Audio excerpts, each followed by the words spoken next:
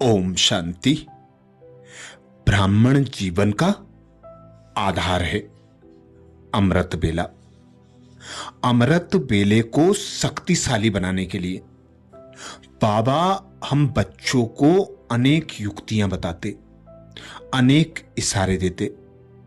बाबा विशेष 5 बातें अमृत बेले को शक्तिशाली बनाने के लिए हम भाई बहनों को अनेक अव्यक्त वाणियों में बताते। परम पिता, परम शिक्षक, परम सद्गुरु परमात्मा शिव द्वारा हम सभी बच्चों को अमर भाव का वरदान प्राप्त है। यूं तो सारा संगम युग ही अमृतमय है, इसका हर पल अमृत बेला है।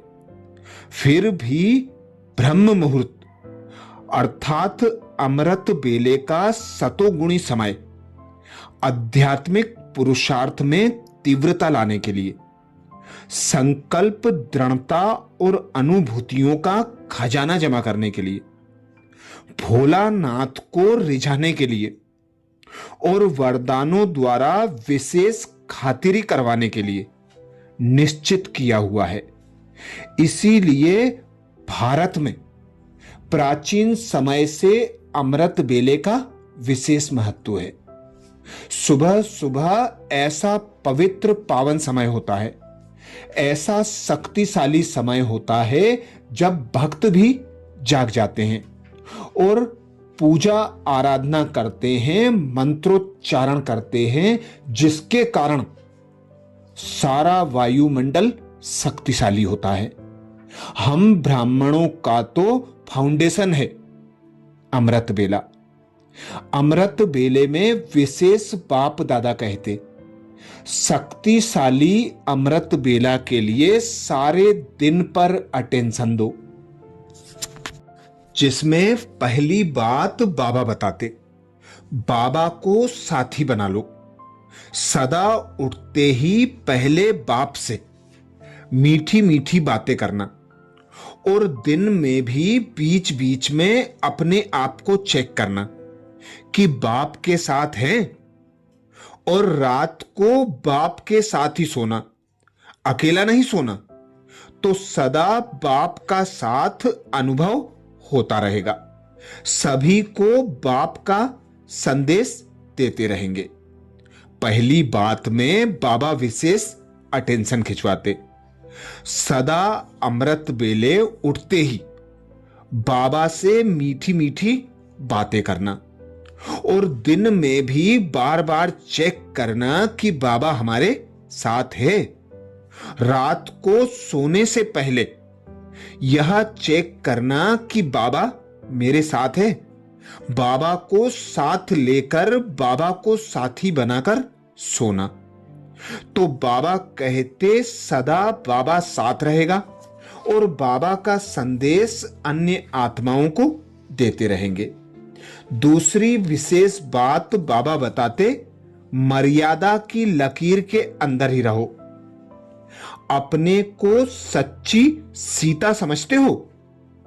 सच्ची सीता अर्थात हर कदम श्रीमत की लकीर के अंदर। तो सदा लकीर के अंदर रहते हो ना। राम एक है, बाकी सब सीताएं हो। सीता को लकीर के अंदर ही बैठना है। सदा बाप की याद, सदा बाप की श्रीमत, ऐसी लकीर के अंदर रहने वाली सच्ची सीता। एक कदम भी बिना श्रीमत के नहीं। जैसे ट्रेन को पटरी पर खड़ा कर देते हैं तो ऑटोमेटिकली रास्ते पर चलती रहती है, ऐसे ही रोज अमृत बेले याद की लकीर पर खड़े हो जाओ। अमृत बेला है फाउंडेशन। अमृत बेला ठीक तो सारा दिन ठीक हो जाएगा। प्रवृत्ति में रहने वालों का विशेष अमृत बेले का फाउंडेशन पक्का होना चाहिए, तो सारा दिन स्वतः ही सहयोग मिलता रहेगा। लौकिक प्रवृत्ति में रहते भी सदा एक बाप की सच्ची सीता बनकर के रहो। सीता को सदा राम ही याद रहे, नस नस में राम की स्मृति की आवाज हो। ऐसी सच्ची सीताएं हो, चेक करो। इसी को कहा जाता है न्यारा और प्यारा। जितना न्यारे उतना बाप के प्यारे। अमृत बेले उठने से लेकर हर कर्म, हर संकल्प और हर वाणी में भी रेगुलर। एक भी बोल ऐसा ना निकले जो व्यर्थ हो। अमृत बेले से लेकर रात तक जो भी बाप ने श्रेष्ठ मत दी है, उसी मत के अनुसार सारी दिनचर्या व्यतीत करते रहो। उठना कैसे, चलना कैसे, खाना कैसे, कार्य व्यवहार कैसे करना, सबके लिए बाबा की श्रेष्ठ मत मिली हुई है। उसी श्रेष्ठ मत के प्रमाण हर कार्य करते रहो। चेक करो कि उसी मत के प्रमाण कार्य करता हूं। अमृत बेले से लेकर हर कर्म चेक करो कि सुकर्म किया या व्यर्थ कर्म किया, व कोई विकर्म भी किया। सुकर्म अर्थात श्रीमत के आधार पर कर्म करना। श्रीमत के आधार पर किया हुआ कर्म स्वतः ही सुकर्म के खाते में जमा होता है। तो सुकर्म और विकर्म को चेक करने की विधि यह सहज है। इस विधि के प्रमाण सदा चेक करते चलो। अमृत बेले के उठने के कर्म से लेकर रात के सोने तक हर कर्म के लिए श्रीमत मिली हुई है। उठना कैसे है, बैठना कैसे है, सब बताया हुआ है। अगर वैसे नहीं उठते तो अमृत बेले से श्रेष्ठ कर्म की श्रेष्ठ प्रारब्ध बना नहीं सकेंगे, अर्थात व्यर्थ और विकर्म के त्यागी नहीं बन सकेंगे। तो इस संबंध का भी त्याग, व्यर्थ का भी त्याग करना पड़े। कई समझते हैं कि कोई विकर्म तो किया नहीं, कोई भूल तो की नहीं, कोई ऐसा बोल तो बोला नहीं, लेकिन व्यर्थ बोल समर्थ बनने नहीं देंगे, अर्थात श्रेष्ठ भाग्यवान बनने नहीं देंगे। तीसरी बात बाबा बताते, सारे दिन में भिन्न भिन्न रूप धारण करो। बाबा विशेष 5 रूप बताते। पहला रूप कहते, स्मृति में रखो कि सुबह सुबह मैं बच्चा हूं।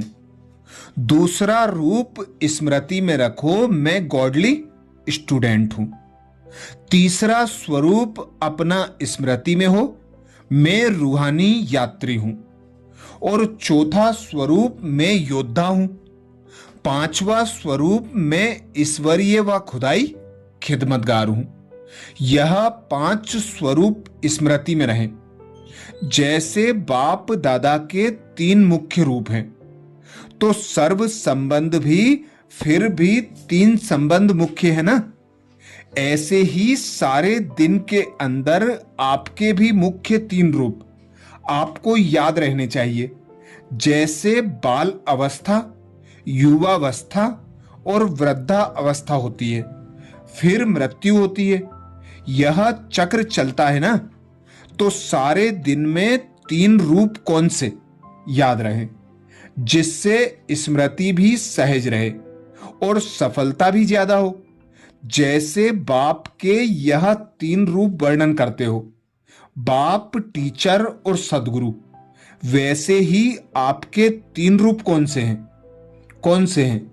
सवेरे सवेरे अमृत बेले उठते हो और याद की यात्रा में रहते हो, वह रूह रूहन करते हो, तो उस समय का रूप कौन सा होता है? बालक सो मालिक का। जब रूह रूहान करते हो तो बालक रूप याद रहता है, और जब याद की यात्रा के अनुभव रूप बन जाते हो तो मालिकपन का रूप होता है। अमृत बेले होता है बालक सो मालिक का रूप। फिर कौन सा रूप होता है? Godly student life. फिर तीसरा रूप सेवा का रूप। यह तीनों रूप सारे दिन में धारण करते कर्तव्य करते चलते रहेंगे तो श्रीमत का भी पालन होगा, अमृत बेले भी शक्तिशाली होगा। अंत में रात को सोते समय स्थिति होती है अपने को चेक करने की और साथ साथ अपने को वाणी से परे ले जाने वाली।